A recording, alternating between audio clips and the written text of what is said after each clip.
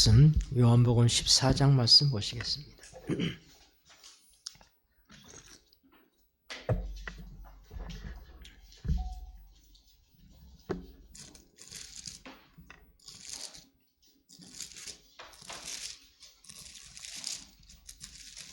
(16절로) (17절까지) 두 절 보겠습니다.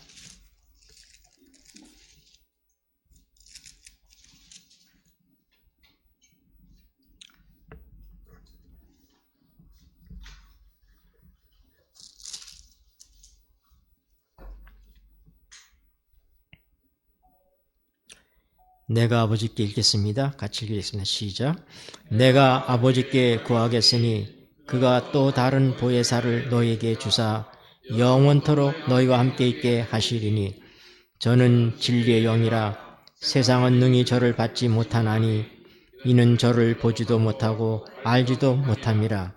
그러나 너희는 저를 아나니 저는 너희 함께 거하시며 또 너희 속에 계시겠습니다. 아멘.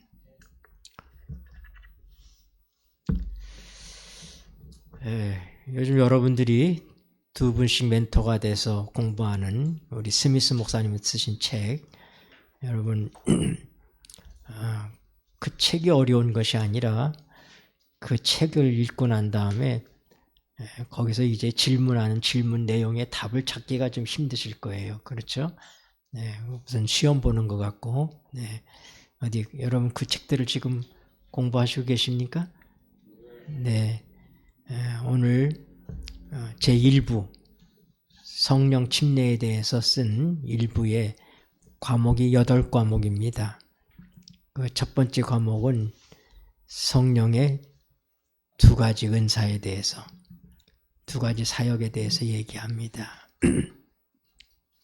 그 다음에 성령 침례가 주는 유익들이 무엇인지, 오순절 성령 강림과 성령이 주시는 유익들과, 그리고 또 예수 그리스도가 성령을 통해서 우리 안에 사신다고 하는 사실을, 그 다음에 성령 침례와 순종의 관계, 또 성령을 슬프게 하는 일, 그리고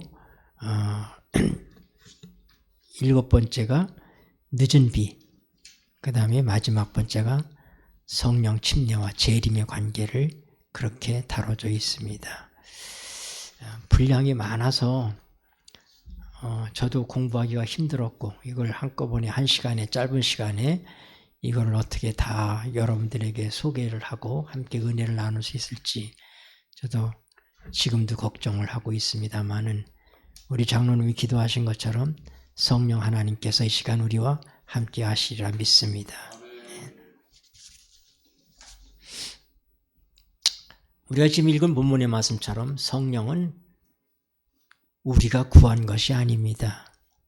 성령은 누가 구한 것이죠? 예수님께서 아버지께 구했습니다. 누구를 위해서? 우리를 위해서. 그러니까 성령이 우리에게 오시게 되는 그 근거는 뭐예요? 예수님에게 있다고 하는 사실이에요. 우리의 어떠함이 아닙니다. 우리가 성령을 모시고 성령 침례를 경험하는 것이 나의 어떠함에 있지 않고 예수님이 어떠함에 있다고 하는 사실이 가장 먼저 우리가 기억해야 될 사실입니다. 그래서 우리는 때때로 우리가 좀 더 영적인 상태에 있을 때는 성령을 구할 수가 있고, 그렇지 못할 때는 성령을 구할 수 없을 것처럼 그렇게 생각을 합니다. 그러나 그것은 예수님께서 아버지께 구해서 약속하신 성령을 우리에게 보내주신 것입니다. 저자는 이 첫 번째 문단에서 성령의 두 가지 사역에 대해서 얘기합니다. 여러분들이 용어에 대한 것들이 좀 익숙하지 않을 수 있습니다. 또 많은 성경의 학자들이 이 성령에 관계된 용어들을 또 이렇게 저렇게 사용하기 때문에 혼동이 있을 수 있습니다. 그런데 가장 확실한 것은 성령에 이른 비와 늦은 비가 있다고 하는 것입니다. 그렇죠? 이른 비와 늦은 비. 시기적으로 얘기할 때, 역사적으로 얘기할 때 하나님의 교회가 이 땅에 세워질 때 하나님께서 성령 침례를 풍성히 허락하셨는데 그때를 우리는 이른 비 때라고 얘기합니다. 그리고 이제 이 세상 마지막 때에 하나님께서 추수하는 때에 내리시는 성령 풍성한, 성령 충만한, 성령 침례의 경험을 우리는 늦은 비 성령의 사역이라고 얘기합니다. 그런데 이것을 역사 속에서 볼 때 이른 비와 늦은 비는 시간이 다르지만 그 사역의 특성은 같은 것입니다. 왜냐하면 그것은 성령의 일반적인 사역, 우리를 거듭나게 하고 우리를 회개하게 하고 우리가 성령 안에서 살아가게 하시는 그런 성령의 일반적인 사역, 그것을 우리는 이른 비라고도 표현합니다. 그러니까 여러분들이 그러니까 혼동하지 말아야 돼. 역사적으로 놓고 볼 때 하나님의 교회가 시작될 때 성령의 침례가 내린 사건을 이른 비의 경험이라고 얘기하고, 그 다음에 예수님이 재림하시기 직전에 있을 사건은 늦은 비 경험입니다. 늦은 비. 그런데 개인의 삶 속에 적용하면 우리에게 있어서 하나님께서 우리의 성령을 보내셔서 우리의 마음을 감동시키시고 우리로 회개케 하시고, 그래서 우리가 침례받게 하시고, 침례받은 다음에 우리가 성령 안에서 더 충만한 삶을 살아가도록 하는 것, 그것을 저자는 다 뭉뚱그려서 성령의 침례라고 표현을 합니다. 그러나 되게 많은 학자들은 성령의 침례를 두 가지로 구분해요. 그 하나는 뭐냐면 기본 침례, 성령의 기본 침례라고 하는 거예요. 그것은 바로 뭐냐면 지금 얘기한 것처럼 우리를 거듭나게 하고 회개하게 하고 침례받게 하고 우리를 성화하게 하는, 예수 그리스도를 닮아가게 하는 그것이 우리의 기본 침례고, 또 그 기본 침례 안에서 우리가 성령 충만함을 경험하면 하나님께서 초대교회처럼, 그리고 마지막 말세에 약속하신 것처럼 하나님께서 성령의 은사를 우리에게 풍성히 부어주십니다. 다시 얘기해서 초대교회와 마지막 시대에 예언되어 있는, 약속되어 있는 이 성령은 바로 뭐냐면은 은사예요. 그것은 복음을 전할 수 있도록 하시기 위하여 하나님께서 능력을 부어주시는 것입니다. 오순절날 방언의 은사가 있었던 것처럼, 또 베드로가 안질뱅이를 일으키고 또 많은 귀신을 쫓아내고 하는 그런 하나님의 위대한 능력이 나타나는 것, 그것이 초대교회 때 있었고 마지막 때 또 있을 것이지만은, 엘렌 G 화이트 여사는 얘기하기를 오순절날 하나님께서 임하셨던 이 늦은 비 성령의 역사, 하나님의 이 특별한 성령의 사역이 역사를 통해서 멈추지 않았다고, 지금도 계속되고 있다고 말씀하고 있습니다. 우리는 말틴 루터가 종교개혁을 일으킬 때 하나님의 성령이 함께 하셨음을 알 수 있습니다. 특별한 사역이죠. 허스와 제롬이 참으로 하나님의 진리를 선포하고 그들이 화영주에 달려서 순교하는 순간까지 역사하신 성령의 역사는 분명히 그것은 초대교회의 역사했던 성령과 같은 역사인 것입니다. 역사 속에 그런 성령의 사역은 계속 있어 왔습니다. 그런데 그것이 동시다발적으로 하나님께서 많은 사람들에게 성령을 부어주시는 때가 오는데, 그게 언제다? 초대교회 때 그랬던 것처럼 어떻게 해요? 이 마지막 추수 때에 그런 성령의 역사가 있을 것이라고 하는 사실입니다. 특히 팔레스타인 지역에 있어서의 농사 짓는 사람들에게 있어서는 이른 비와 늦은 비가, 파종할 때, 씨를 심을 때 내리는 비가 이른 비이고, 추수하기 직전에 하나님께서 곡식을 잘 여물게 하고 추수하게 하는 비가 늦은 비예요. 이 두 비는 농사 짓는 사람들에게 절대적으로 하나님께서 주시는 은총이었던 것입니다. 그것을 우리의 삶 속에 이른 비와 늦은 비의 역사로, 은사로서 그렇게 설명하고 있습니다. 그래서 오늘 우리에게 필요한 것은 이른 비의 경험입니다. 혼동하지 마세요. 네. 역사적으로 이른 비가 아니라 성령의 기본적인 역사, 그것이 오늘 우리에게 역사하시면서 이미 우리에게 역사하시고 계시죠? 근데 어떻게 돼? 그것이 더 풍성하게 나타나는 거예요. 더 풍성하게 나타날 때 하나님께서 그렇게 그리스도의 형상을 닮아가는 하나님의 백성들, 성령을 통해서 그렇게 우리가 되어갈 수 있잖아요. 그럴 때 그 사람에게 때가 됐을 때 하나님이 특별한 능력을 부어주시는 것입니다. 그때 하나님의 참 능력이 나타나면 바로의 술사들도 이적을 행했지만은 하나님께서 모세를 통해서 이적을 행하실 때 거짓 이적이 드러나고 하나님만이 영광을 받으신 것처럼 오늘날 이 각종 이 교단의 여러 교회에 또 교회 밖에 일어나는 초자연적인 형상들, 많은 이적들, 그게 성령의 역사가 아니었다는 사실이 그때에 우리에게 보여지게 될 것입니다. 참 성령의 역사가 있기 전에 거짓 영의 역사가 있을 것을 성경 우리에게 누누이 말씀하고 계십니다. 그러나 우리가 거짓 영의 역사가 두려워서 참 성령의 역사를 꺼려서는 안 됩니다. 하나님께서 오늘라도 우리에게 여기 있는 안절뱅이를 일으키라고 하나님의 성령으로 내게 말씀하시면 우리는 순종해야 되는 거예요. 내게 그런 능력이 내게 있는 것이 아니라 하나님이 그 시간에 부어주시는 것입니다. 그게 허락하시는 거예요. 성령의 두 가지 사역에 대해서 우리가 보았는데 여러분 이미 공부한 것처럼 성령은 약속된 것입니다. 사도행전 1장 다시 한번 보시죠. 사도행전 1장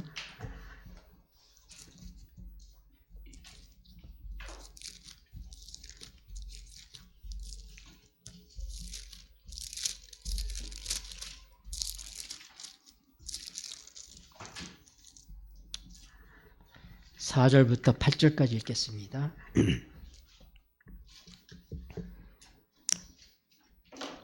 사도와 같이 모이사 시작. 사도와 같이 모이사 저희에게 분부하여 가라사대 예루살렘을 떠나지 말고 내게 들은 바 아버지의 약속하신 것을 기다리라. 요한은 물로 침례를 베풀었으나 너희는 몇 날이 못되어 성령으로 침례를 받으리라 하셨느니라. 저희가 모였을 때에 예수께 묻자와 가로되 주께서 이스라엘 나라를 회복하심이 이때니까 하니 가라사대 때와 기한은 아버지께서 자기의 권한에 두셨으니 너희의 알 바 아니요 오직 성령이 너에게 임하시면 너희가 권능을 받고 예루살렘과 온 유대와 사마리아와 땅끝까지 이르러 내 증인이 되리라 하시니라. 아멘. 예수님이 하늘에 올라가시기 전에 성령을 약속하셨습니다. 요한은 얘기하기를 나는 물로 침례를 주지만 내 뒤에 오시는 그분은 불로 성령으로 침례를 주시리라 그렇게 얘기했습니다. 요한을 통해서도 복음이 증거됐습니다. 사람들이 회개하고 침례를 받았습니다. 거기에도 성령의 역사가 있었습니다. 그러나 계속해서 약속하신 것을 기다리라. 예수님이 하늘로 가시기 전에도 바로 얘기하는 거예요. 약속한 걸 기다리라 얘기합니다. 왜 기다리게 하셨어요? 왜 기다리게 했어요?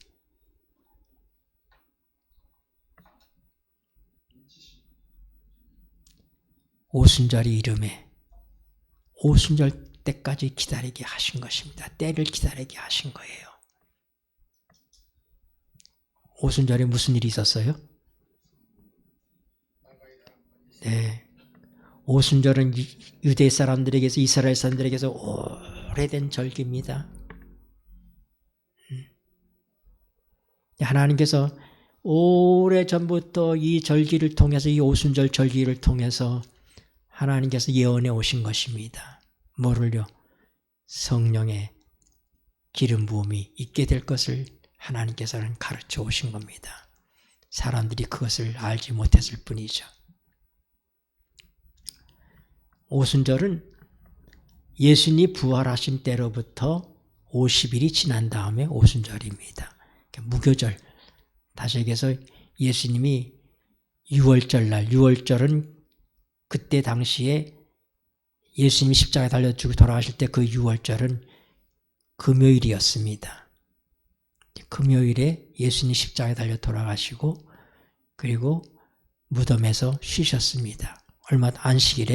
안식일 동안 무덤에서 쉬셨고 일요일날 새벽에 부활하시게 됩니다. 그래서 바로 6월절 다음 날이 무교절의 시작입니다. 무교절이. 그래서 누룩 넣지 않은 떡을 만들어서 먹게 했습니다. 예수님이 흠 없는 어린 양, 죄 없는 분으로서 하나님의 제물이 된 것입니다. 우리를 위해서. 그래서 죄를 상징하는 누룩을 제거한 그냥 떡을 만들어 먹게 한 것입니다. 그리고 바로 요제절, 그 날이 언제예요? 예수님이 부활하신 날이시죠. 예수님이 부활하신 날. 바로 곡식에 처음 익은 것들을 하나님께 이렇게 흔들어서 드려서 그걸 요제절이라고 얘기하는 거예요. 예수님 부활의 첫 열매가 되셨잖아요. 그렇죠? 그때로부터 예수님이 이 땅에 40일 동안 머무십니다. 부활하셔서 40일 동안 이 땅에 제자들과 함께 계셨어요. 그리고 약속하시고 바로 오늘 말씀 내가 약속한 걸 기다리라 그렇게 말씀하시고 하늘로 올라가셔서 그리고 얼마 있다가 제자들이 열흘을 기다리며 하나님께서 예수님 약속하신 것을 기다리고 기도를 했습니다. 그때 뭐가요? 하나님의 성령이 임하십니다. 왜요? 그 사건은 예수님의 대관식과 관련이 있는 것이죠. 사단이 다시 한번 하늘에서 내어 쫓깁니다. 이제는 지구의 대표가 예수님이 되신 것입니다. 사단이 아담으로부터 찬탈해갔던 장자의 권한을 예수님께서 십자가를 통해서 되찾으신 것입니다. 그래서 사단은 그때 하늘에서 내어 쫓긴 것입니다. 사단이 요한계시록 12장을 보면 다시 있을 곳을 얻지 못했다고 다시란 말을 쓰고 있습니다.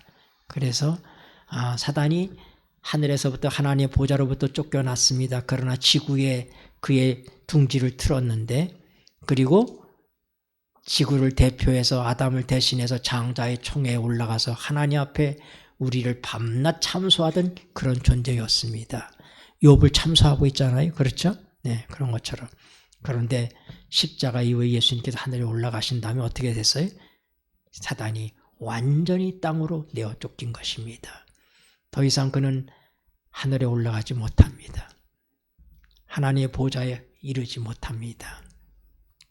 그는 이 지옥에 하나님께서 가둬두셨다고 그랬어요. 이 땅으로 내어 쫓겨서. 그때 하나님께서 다시 한번 사단이 반역을 일으켰던 그 모든 것에서부터 예수님 십자가를 통해서 온전히 승리하셨기 때문에 온 우주의 거민들 앞에 과연 하나님은 사랑이시다. 그리고 하나님은 공의로우시다 하는 것이 입증이 된 것입니다. 그래서 하나님께서 예수님을 오른손으로 높이 드셨어요. 언제? 오순절날. 베드로는 그날 그 얘기를 말씀하고 있습니다. 너희가 십자가에 죽인 이 예수를 오늘 하나님께서 살리셨고 그를 오른손으로 오늘 높이 드셨음에 너희가 보고 듣는 이것을 이 성령을 우리에게 부어주신 것이다 얘기합니다. 성령 강림은 제자들이 열흘 동안 열심히 기도했기 때문에 내리신 것이 아니라 그것은 하나님께서 약속하신 것을 기다리라고 그랬습니다. 기다리는 동안 우리가 뭐 하겠습니까? 기도해야죠. 기도해야 돼. 그래서 하늘에서 무슨 일이 일어나고 있는 것이 이 땅이 알 수 있도록 하시는 거예요. 그게 뭐 예수님이 이 땅에 오신 목적입니다. 에베소서 1장 10절에 뭐라고 그랬어요? 에베소 찾아보세요.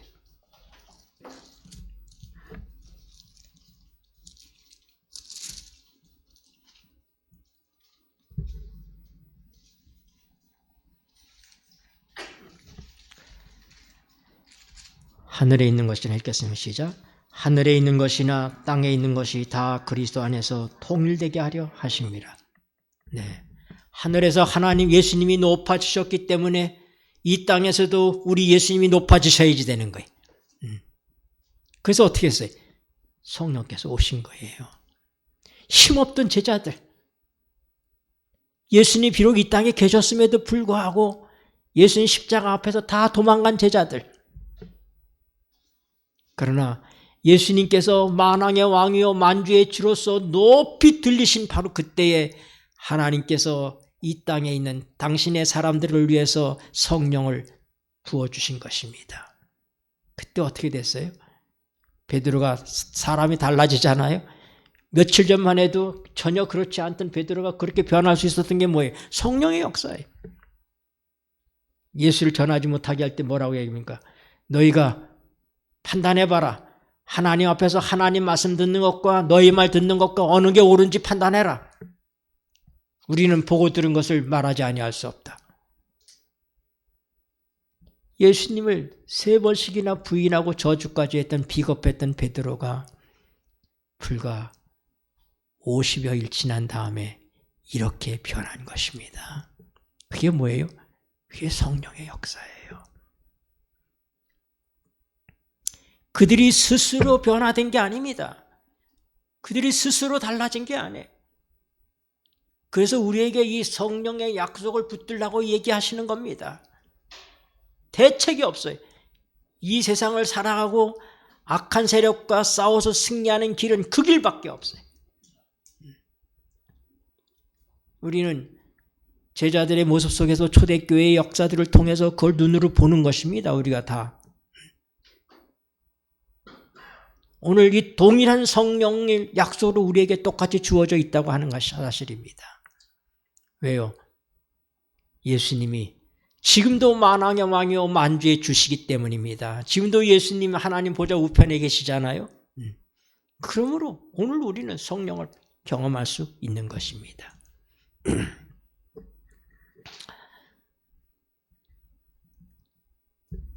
우리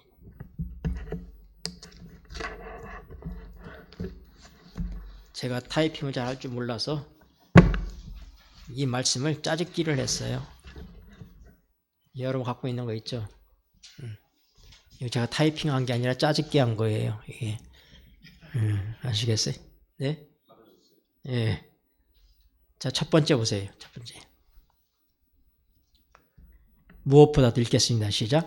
무엇보다도 우리에게 필요한 것은 성령의 침례입니다. 성령의 침례가 없이 세상을 향하여 나간다는 것은 주님께서 십자가에 달리신 직후 제자들이 세상을 향하여 나가는 것보다도 더 적절하지 않습니다. 얼마 전까지도 비겁했던 사람들, 권력 앞에서 꼼짝 못했던 그 사람들, 그들에게 지금 그땐 그래도 예수님이 계신데도 그랬는데 예수님도 안 계신 마당에 복음을 들고 나가라 그러면 나갈 수 있겠습니까? 그들에게 하나님께서 해주신 완전 무장이 뭐예요? 성령이십니다. 하나님께서 성령을 보내주셨기 때문에 그들이 세상을 향해서 나갈 수가 있었던 것입니다. 하나님께서는 무모하게 우리에게 복음을 전하라고 하시지 않습니다. 뭐라고요? 기다려라. 기다려라. 오순절이 올 때까지 기다려라. 오순절 전에는 이런 일이 일어날 수가 없어요. 예수님이 높아지시는 사건과 성령의 강림은 동시적인 것입니다. 그 때문에 그걸 기다려야지 되는 거예요. 오늘도 우리도 기다리던 제자들처럼 성령께서 우리에게 임하시기를 구하여야 할 것입니다. 구하라고 얘기했잖아요. 성령을 구하라.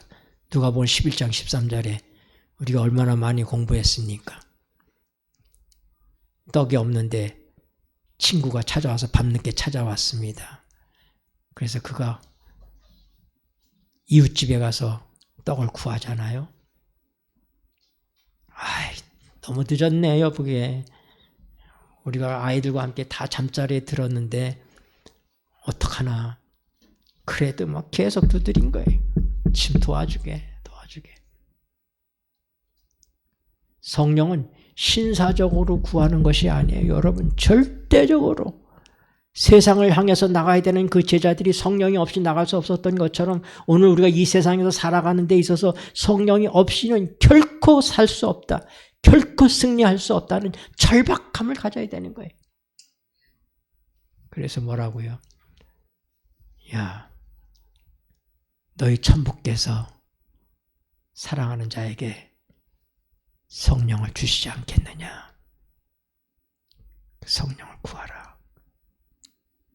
여러분, 끊임없이 성령을 구해야지 됩니다.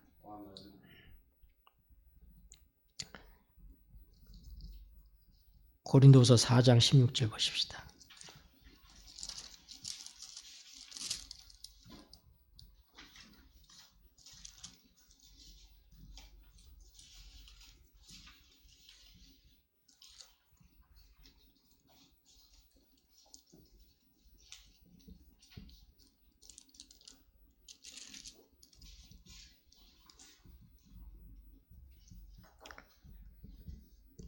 그러므로 우리가 읽겠습니다. 시작.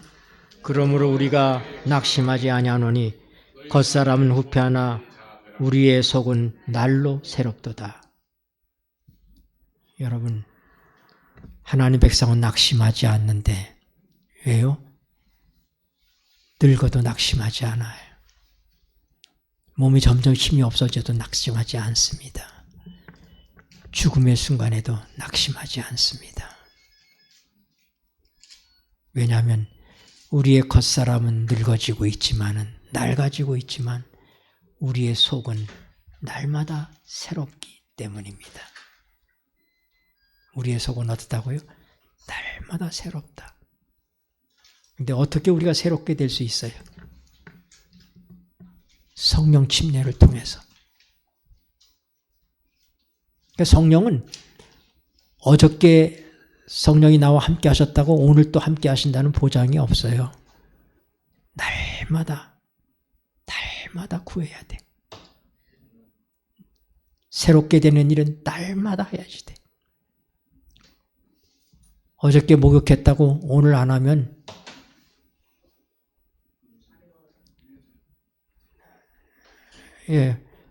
어제 세수했으니까 오늘 안 해도 됩니까? 어제 밥 먹었으니까 오늘 안 먹어도 돼요? 네. 근데 우리가 날마다 세수할 줄 알면서 성령을 구하지 않는 것은 이상한 것입니다. 날마다 밥을 먹으면서 성령을 구하지 않는 것은 이상한 거예요. 날마다. 그래서 술 취하지 말라. 에베소 5장 18절에 술 취하지 말라. 이는 방탕한 것이니 오직 성령의 충만을 받으라. 근데 이 말이 네 가지 의미가 있어요. 뭐냐면 명령형의 성령을 받으라는 것. 하나님께서 성령을 받으라고 명령하시고 계신 거예요. 그리고 그것은 한 사람에게 얘기하는 게 복수형이야. 성령을 받는 사람은 한 사람이 아니라 우리 모두가 받아야 되는 것입니다. 하나님께서 성령을 이렇게 보고서 너 김축복 너 마음에 드니까 너한테 줄게 이게 아니라 우리 모두가 받아야 된다 이 말입니다. 그래서 복수형이에요. 그 성령은 내가 받고 싶어서 받아지는 게 아니기 때문에 수동태예요. 그분이 주시는 거예요. 우리가 할 일은 구하는 것이고 주시는 분은 누구예요? 그분이 주시는 거니까 우리는 받는 입장에 있는 것입니다. 그런데 중요한 것이 뭐냐면 진행형이라고 하는 거예요. 성령은 한 번 받는 것이 아니라 계속적으로 받아야 된다고 하는 거예요. 그래서 우리가 오순절 이후에도 성령이 계속해서 부어주고 있는 것들을 우리는 사도행전에서 보는 것입니다. 그들이 어려움이 처했을 때 하나님께 기도할 때 하나님 우리의 이 어려움을 우리를 하감해 주십시오 할 때 하나님의 성령이 그들에게 또 내리십니다. 그래서 우리는 계속해서 어떻게 돼? 날마다 성령을 구해야지 된다. 저자가 강조하고 있는 내용이 바로 그거예요. 날마다 성령을 간구하라.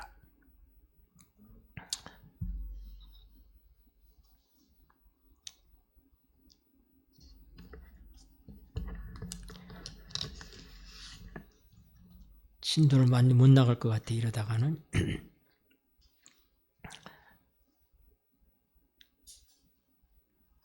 우리 그 밑에 있는 말씀 보십시다. 교회 증언 6권에 있는 말씀.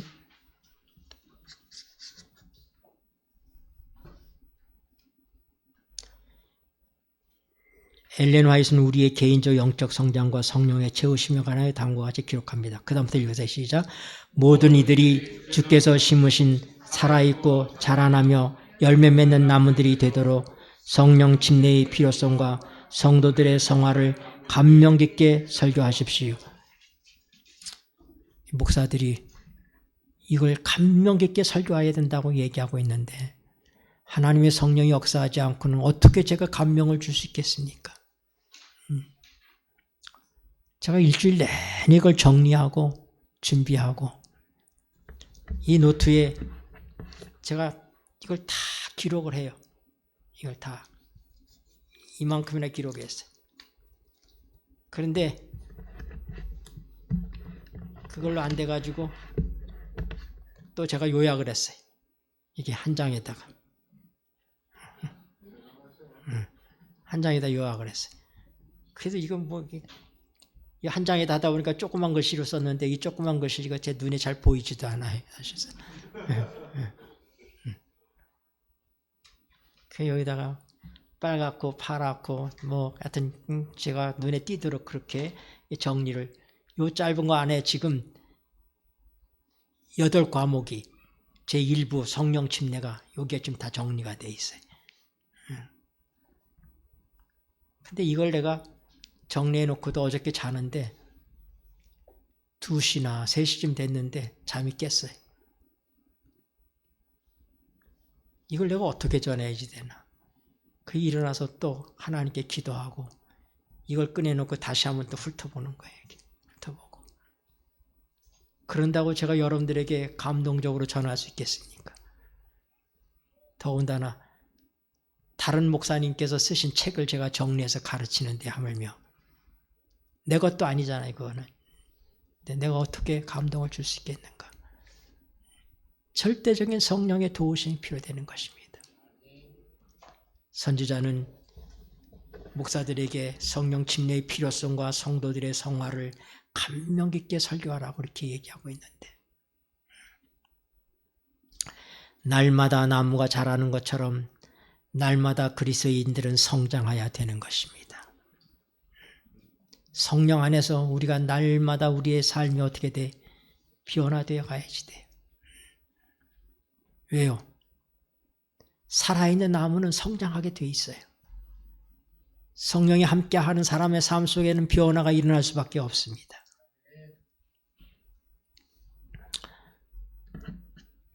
밑에 것도 읽으시죠. 실물교훈.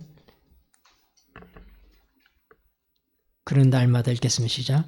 그는 날마다 성령의 새로운 침례를 받으셨습니다. 주님께서는 매일 아침 이른 시간에 일어나셔서 다른 사람에게 나누어 주시기 위하여 자기의 심령과 입술에 은혜의 기름을 바르셨습니다. 하나님이신 주님께서도 그러셨어요.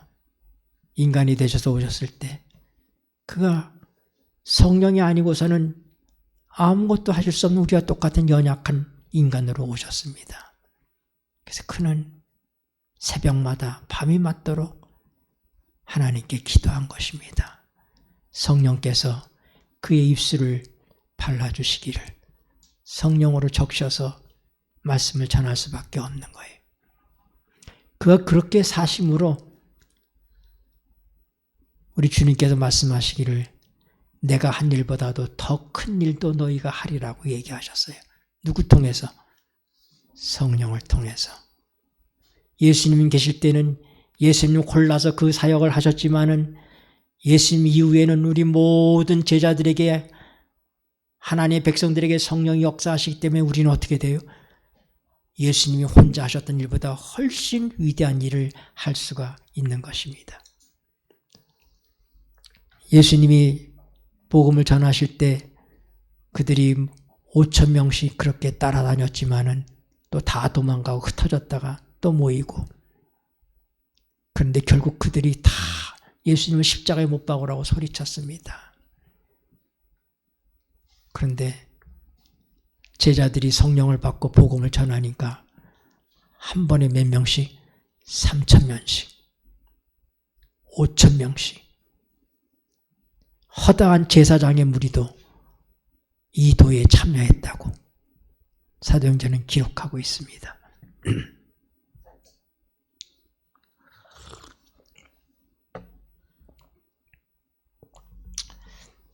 성령의 침례가 없이는 구원받을 수 없습니다. 왜요? 요한복음 17장 3절 영생은 유일하신 참 하나님과 그의 보내신 자 예수 그리스도를 아는 것입니다. 그런데 성령을 통하지 않고는 하나님을 알 수가 없어요. 고린도전서 2장 보십시다. 고린도전서 2장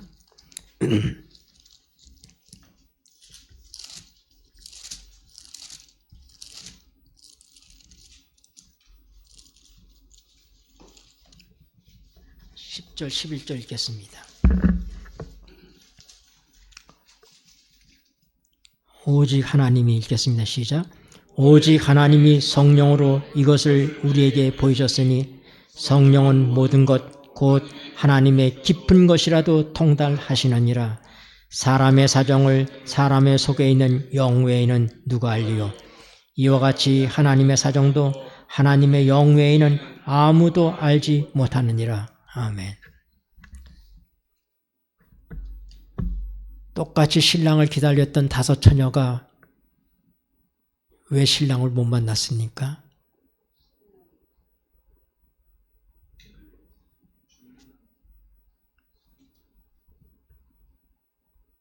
성경은 그들이 기름이 부족했다고 얘기합니다. 기름이 부족했다는 얘기는 그건 무슨 얘기예요? 성령이 부족했어요. 그래서 그들이 밖에 가서 기름을 사가지고 왔어요. 근데 문이 이미 닫혔습니다. 그때 예수님께서 그들에게 뭐라고 얘기하죠? 나는 너희를 도무지 알지 못한다. 도무지 알지 못한다. 그들이 내침을 바탕하는 이유는 뭐예요?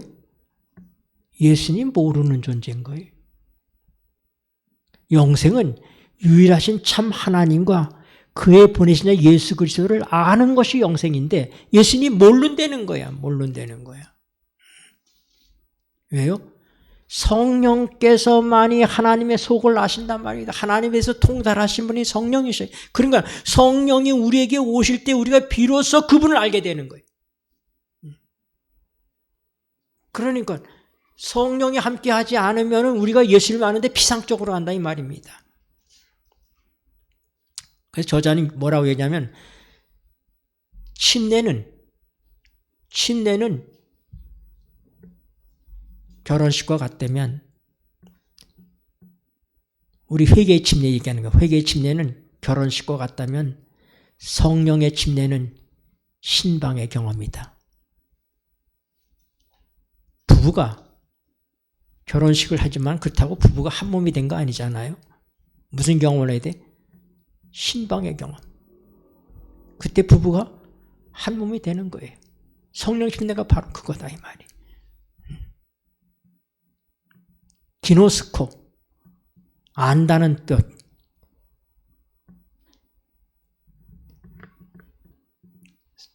영생은 유일하신 참 하나님과 그의 보내신 자 예수 그리스도를 기노스코 하는 것이라고 얘기했어요. 기노스코가 뭐냐면은 마리아가 나는 사내를 알지 못합니다. 근데 어떻게 아들을 낳겠습니까? 그 안다는 단어와 똑같은 단어예요. 사내를 안다. 나는 사내와 동침하지 않았는데 내가 어떻게 자식을 낳을 수 있습니까? 그래서 그 기노스크라는 말이, 안다는 말이 동침한다는 뜻도 같이 가지고 있는 것입니다.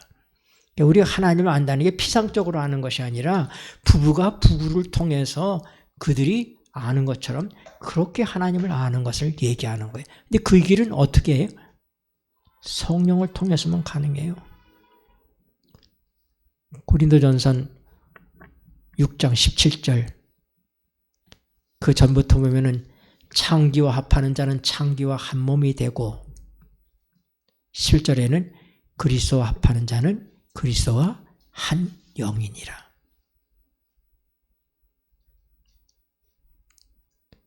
그러니까 우리가 하나님의 성령 안에서 그리스도와 합할 수 있는 거예요. 그리스도와 합하는 것은 영으로 합하는 거예요.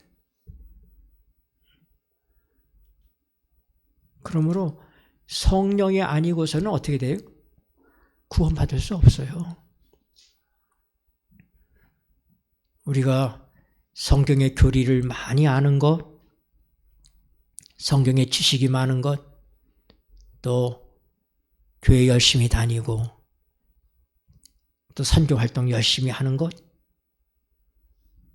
그것과 성령과는 전혀 상관이 없을 수 있다고 하는 것입니다. 그거 갖고 우리 스스로와 하나님을 속이려고 하지 말아야지 돼요. 하나님의 성령을 통해서 그분을 깊이 알아야지 됩니다. 하나님의 성령께서만이 하나님의 깊은 것을 통달하시기 때문에 그 성령이 우리에게 오실 때 우리가 예수님에 대해서 깊이 통달할 수 있는 것입니다. 요한복음 14장을 보십시다.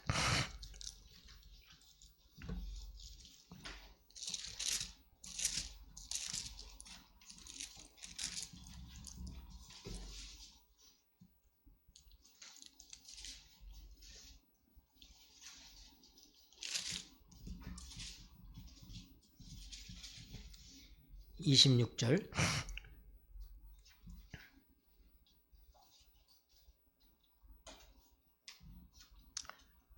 보혜사 읽겠습니다. 시작.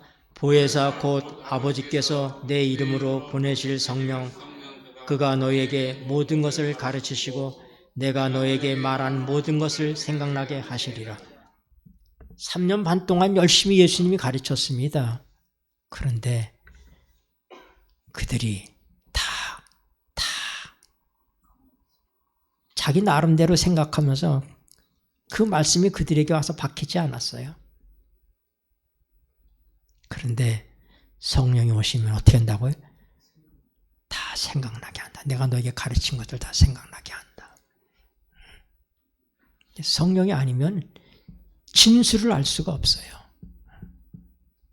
진짜 회개를 성령 통해서 우리가 알아야지 된다 이 말입니다. 16장에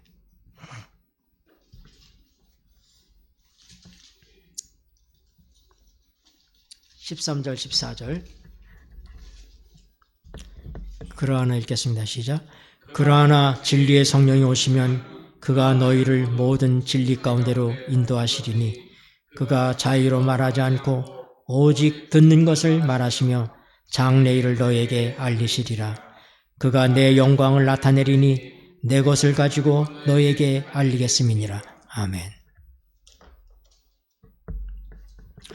예수님은 심지어 너희가 말로 인자를 거역해도 사십을 벗는다. 그러나 성령을 회방하지 말라. 성령을 거절하면 그걸로 끝나는 거예요. 그게 마지노선이야. 우리가 하나님에 대해서 여러 가지로 우리가 도전할 수 있습니다. 실수할 수 있습니다. 반역할 수도 있어요. 그러나 성령께서 역사하실 때 받아들이지 아니하면 더 이상 방법이 없습니다. 그래서 성령 침례는 예수님을 더 잘 알게 하는 것입니다. 그분의 가르치신 말씀들을 제자들이 잘 깨닫게 한 것처럼 오늘 우리가 이 말씀을 정말 생명의 말씀으로 받을 수 있는 것이 성령께서 우리에게 역사하실 때만 그렇게 된다고 하는 거예요. 말씀이라고 하는 단어에는 로고스라고 얘기해요. 말씀을.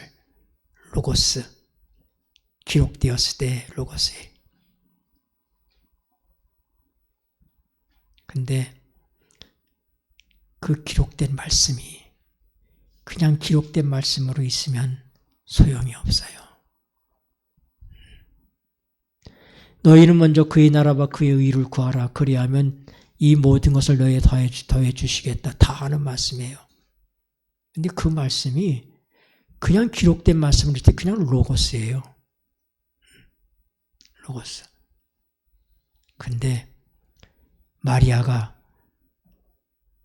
내가 아들을 낳을 거라고 그러니까 마리아가 처음에 깜짝 놀랐지만 나중에 뭐라고 그래? 주의 계집종이 오니 말씀대로 되어지이다. 말씀대로 되어지이다. 그때 그 말씀은 로고스가 아니에요. 그건 레이마야. 레마. 기록된 말씀이 내 개인에게 적용되는 말씀, 레마의 경험이 있어야 된다 이 말입니다. 말씀대로 되어지이다. 기록된 말씀이 내 개인에게 주신 말씀으로다가 화하게 되는 것이 바로 뭐예요? 그게 성령께서 하시는 역사예요.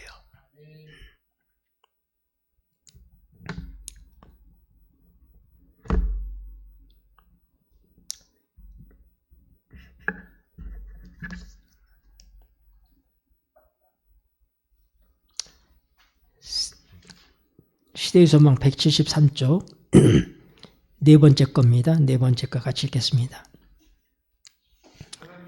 시작. 하나님의 성령이 사람의 마음을 사로잡을 때 생애가 변화됩니다. 죄악적인 생각은 사라지고 악한 행위와는 인연을 끊게 됩니다. 사랑과 겸손과 화평이 분노와 시기와 분쟁을 대신합니다. 기쁨이 슬픔을 대신하고 용모는 하늘의 빛을 반사합니다. 하나님의 성령이 우리에게 역사하시기 시작하면 우리가 어떻게 돼요? 우리에게 회개하는 심령이 생겨납니다. 그 다음에 어떻게 돼? 하나님의 말씀에 대한 갈망이 생겨요. 하나님의 말씀을 보고 싶고 그 말씀을 더 많이 깨닫고 싶은 그런 열망이 우리에게 생깁니다.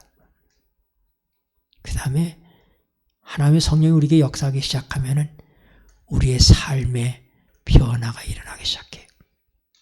왜요? 성령을 통해서 예수 그리스도가 우리 안에 사신단 말이에요. 갈라디아 2장 20절 뭐라고 얘기했어요? 내가 그리스도와 함께 십자가에 못 박혔나니 그런즉 이제는 내가 산 것이 아니라 내 안에 그리스도 예수께서 사신 것이다. 내가 지금 육체 가운데 사는 것은 나를 위하여 자기 몸을 버리신 그리스도를 믿는 믿음 안에서 사는 것이다. 예수가 우리 안에 사시는 믿음. 그 역사를 성령께서 우리에게 주시는 거예요. 그러니까 육신의 생각은 하나님과 원수가 된다고 그랬어요. 우리 육신의 생각은 사망이라고 그랬어요. 내가 육신의 생각으로 아무리 하나님을 자꾸 부르짖어도 응답이 없는 거예요. 그것은 차원이 달라. 차원이 달라. 주파수가 안 맞아. 그래서 우리가 성령을 통해서 그건 하나님의 성령이 말할 수 없는 탄식으로 우리를 위해서 어떻게 한다고요? 탄원하신다고. 탄식하시면서. 성령이 내게 와 계셔야지 나를 위해서 탄식하며 기도하실 거 아닙니까? 그분을 영접해야 돼. 그분을 모셔야지 돼. 그분만이 하나님의 뜻을 알기 때문에 내가 혹시 그릇되게 가고 있다 할지라도 하나님의 성령께서 어떻게 해요? 내 기도가 잘못된 기도를 하고 있는데 성령님께서 탄식하면서 기도한단 말이에요.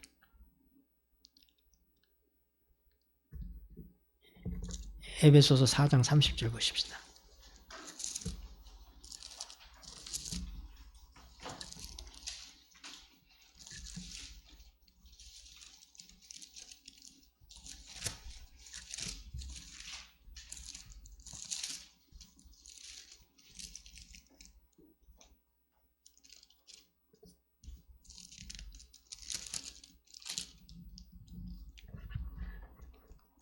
하나님의 성령을 읽겠습니다. 시작. 하나님의 성령을 근심하게 하지 말라. 그 안에서 너희가 구속의 날까지 인치심을 받았느니라. 아멘. 여러분, 하나님의 성령을 뭐하게 하지 말라? 근심하게 하지 말라. 왜요? 우리에게 하나님의 도장이 찍히는 게 성령께서 하시는 것이다 이 말입니다. 지금 무슨 시기입니까? 인치는 시대, 은혜의 시기인데 은혜의 시기에는 인치는 사업이 계속되고 있다 이 말이에요. 은혜의 시기가 끝나면 인치는 또 끝나는 거예요. 하나님께서 영원한 비밀을 갖고 계신다고 그랬죠. 인치는 사업이 요한계시록 7장에 기록되어 있어요. 그런데 그때 천사가 내 모퉁이에서 바람을 잡고 있습니다. 그걸 놓으려고 그래. 놓지 마라. 나무나 땅이나 바다나 이거 해야 할 수 있는 그 권세를 가진 천사가 잡고 있는 바람을 더 붙들고 있으라. 왜요? 하나님의 종들의 이마에 인치기까지 좀 기다려라. 이거예요. 지금이 그런 때예요. 이걸 막 놓아지고 있는 때예요. 이게 놓는 때는 우리 인치는 사업이 끝나는 때입니다. 네. 요한계시록 10장 보십시오.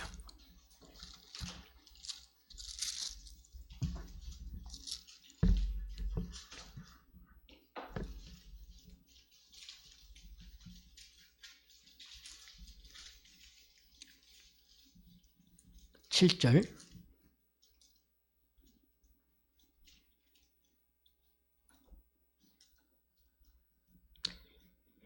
일곱째 천사가 읽겠습니다. 시작. 일곱째 천사가 소리내는 날 그 나팔을 불게 될 때에 하나님의 비밀이 그 종 선지자들에게 전하신 복음과 같이 이루리라. 일곱의 천사가 나팔 부는 때가 바로 인치는 때예요. 말세. 여러분 요한계시록 6장을 보세요. 요한계시록 6장.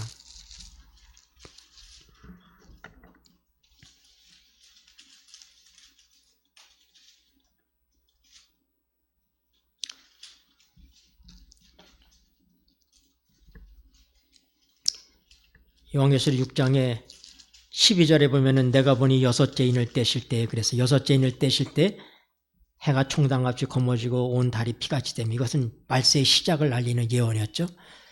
그 다음에 이제 말세의 마지막을 알리는 그런 예언이 뭐예요? 하늘은 14절 읽겠습니다. 시작. 하늘은 종이축이 말리는 것 같이 떠나가고 각 산과 섬이 제자리에서 옮기우매 땅의 임금들과 왕족들과 장군들과 부자들과 강한 자들과 각 종과 자주자가 굴과 산 바위 틈에 숨어 산과 바위에게 이르되 우리 위에 떨어져 보좌에 앉으신 이의 낫에서와 어린 양의 진노에서 우리를 가리우라. 예수님 재림하시는 거예요. 그러니까 산이 각 산과 섬이 제자리에서 옮기고 하늘이 종이처럼 말리는 그런 일들이 있게 될 것입니다.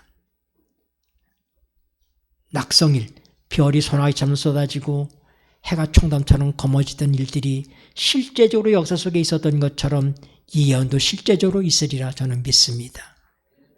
근데 그때 이제 예수님 재림하시는 거예요. 그 인치는 사업이 끝나는 것입니다. 그러면서 17절 읽어보세요. 17절.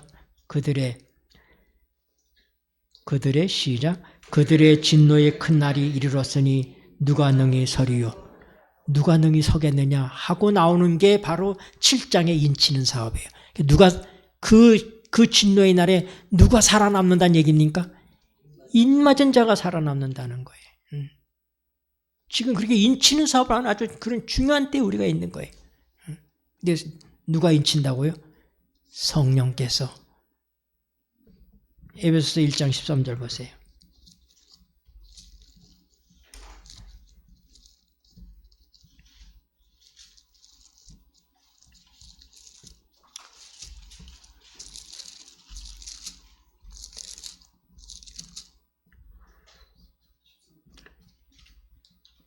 (1장 13절) 에베소서. 그 안에서 시작.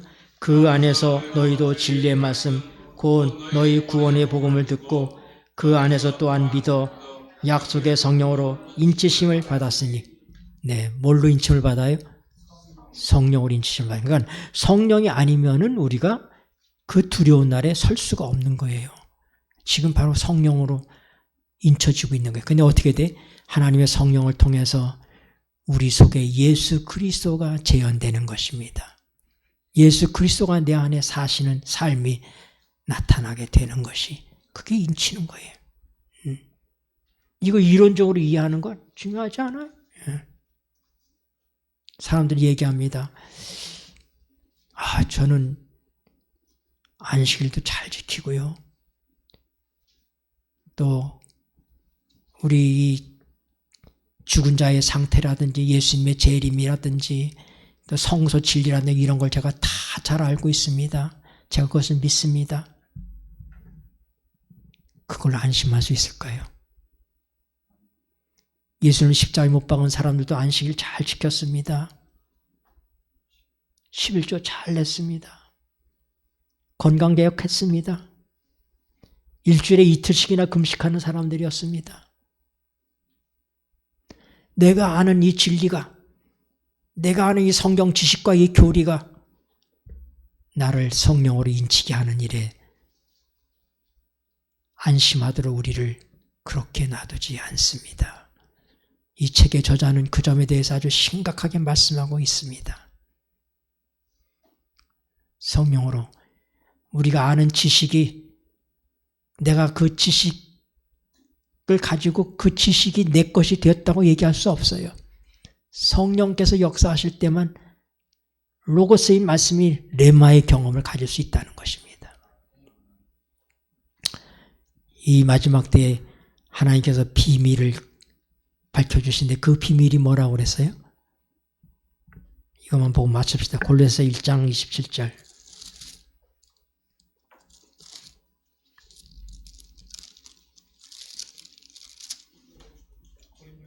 골로새서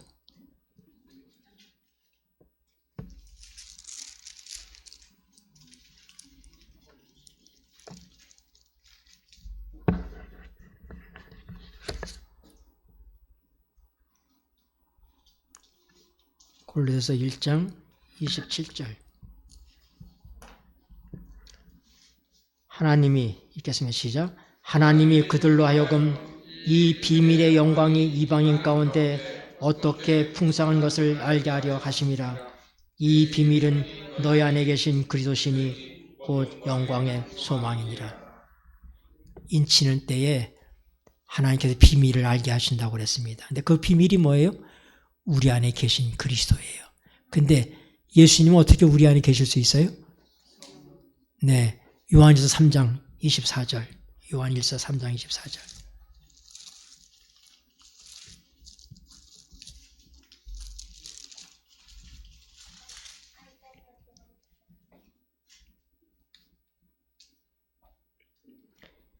그의 계명들을 읽겠습니다. 시작.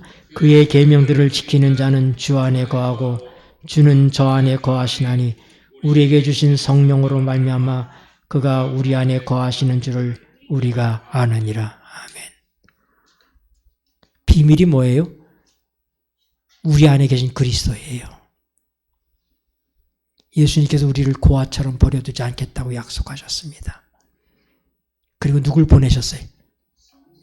보혜사를 보내신 거예요. 성령을 보내셨어요. 그 성령을 통해서 예수님이 우리 안에 거하십니다.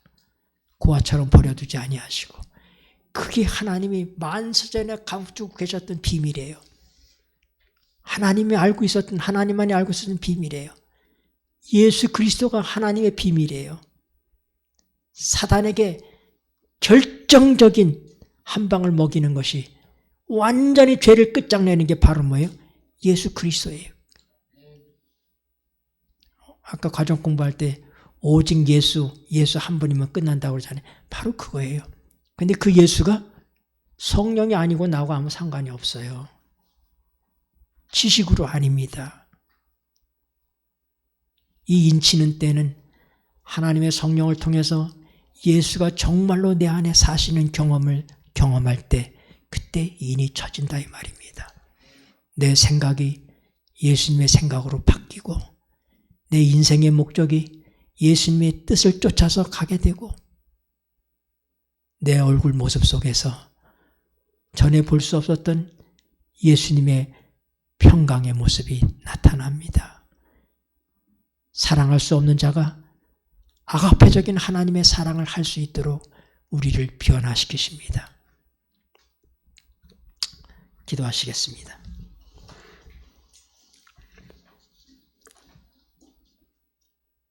고마우신 하늘아버지, 영원한 비밀, 이 말세에 주께서 우리를 위해서 준비하신 비밀이 우리 안에 계신 그리스도는